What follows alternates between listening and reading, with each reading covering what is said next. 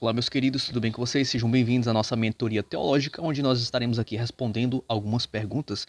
E a pergunta no qual nós trabalharemos hoje, que surge aqui, ela diz assim: Satanás está em Ezequiel capítulo 28?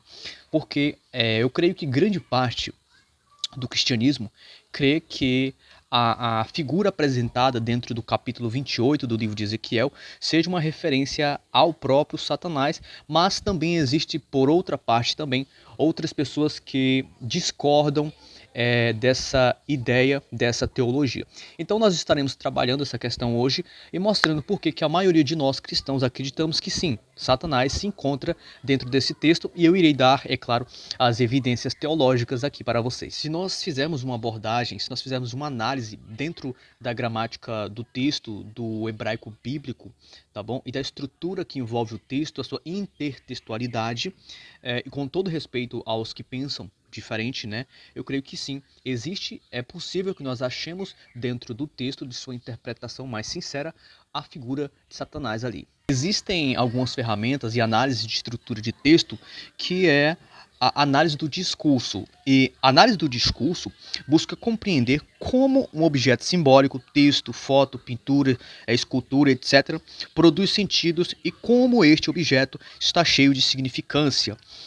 Nesta busca, a análise traz à tona o funcionamento da linguagem no qual o sujeito se constitui pela interpretação que faz. O capítulo 28, ele faz uma profecia de dupla aplicação. Deus está se referindo no anúncio profeticamente ao rei de Tiro, tá bom? E se utilizando de uma comparação. No caso aqui, através dessa comparação, dessa analogia, nós conseguimos sim enxergar personagens, nós conseguimos enxergar o personagem Satanás dentro da estrutura do contexto no qual está escrito Ezequiel capítulo 28. O verso de número 11, ele cita o rei de Tiro, já o verso de número 12 diz que ele estava no Éden, jardim de Deus, e o verso de número 14, consecutivamente, chama ele de querubim. Aí aqui vai se usar dentro do hebraico uma estrutura, a palavra queruv. E queruv nós sabemos que é uma referência a um ser angelical. Leiam esse texto comigo que ele diz assim: No entanto, algumas das descrições de Ezequiel 28, versos 11 a 19, vão além de qualquer mero rei humano. Em nenhum sentido um rei terreno poderia ter estado no Éden, ou ser o querubim ungido, ou estar no Monte Santo de Deus.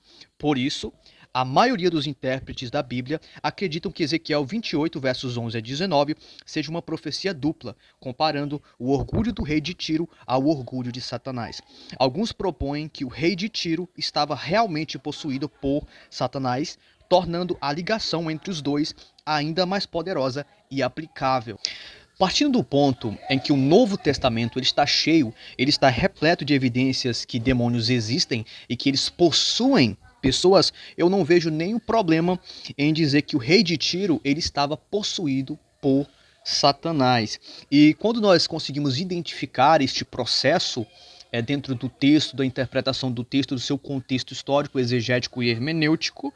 E é por isso que, ao ler o texto, você consegue observar algo além de um personagem, algo muito além do rei de Tiro. Você consegue observar também que o texto está, de maneira dupla, se falando de dois personagens, como se fosse apenas um. Então, podemos sim entender que, de acordo com a estrutura do texto, o texto de Ezequiel, capítulo 28, ele está sim se referindo ao rei de Tiro, mas também em seu par, ele também está falando a respeito de Satanás e dando ali alguns vislumbres de como seria a queda de Satanás. E lembrar que Cristo disse que viu Satanás cair do céu como um relâmpago. Então a ideia de que Satanás caiu do céu, ela é sim, ela possui a sua ideia fundamentada dentro da Bíblia, principalmente dentro do Novo Testamento, e é por isso que nós podemos analisar o período veterotestamentário à luz do período neotestamentário e entender sim que de maneira bem, mesmo que seja de maneira muito, como é que eu posso falar, mesmo que nós devemos entender uma situação. O Antigo Testamento, como toda a Bíblia, o objetivo dela não é falar de uma satanologia, sabe? O objetivo não é falar de Satanás, de demônios, essas questões. É claro e evidente que dentro do processo bíblico eles vão estar aparecendo, mas a Bíblia não tem o interesse de falar deles. Ela tem o interesse de falar de salvação, de Cristo, de salvação do homem, o pecado, a transformação, a ressurreição do homem. Esse é o objetivo. É claro que existem alguns momentos em que esses demônios eles começam a aparecer na Bíblia, Jesus expulsa demônios, porque eles aparecem ali em um contraste e Cristo tem, logicamente, que expulsar esses demônios. Então, dentro da lógica bíblica, dentro de todo um contexto veterotestamentário e neotestamentário, nós podemos sim entender que a figura de Satanás está sim ali inserida dentro do capítulo 28 do livro de Ezequiel. A estrutura do texto, ela nos leva a entender essa questão. Então não é uma imaginação cristã quando nós pensamos que Satanás esteja inserido no texto. O próprio contexto de toda a escritura, como eu já disse, veterotestamentário e neotestamentário, nos jogam a intenção e nos jogam em nossa cara que realmente o texto de Ezequiel, que se trata-se de um livro profético, está fazendo, de certa forma, uma profecia de dupla aplicação. Ou seja, ele está falando do rei de Tiro, mas também está se referindo também a Satanás. Isso nós chamamos de intertextualidade, como eu já havia falado no começo, é quando você vê um texto dentro de outro texto.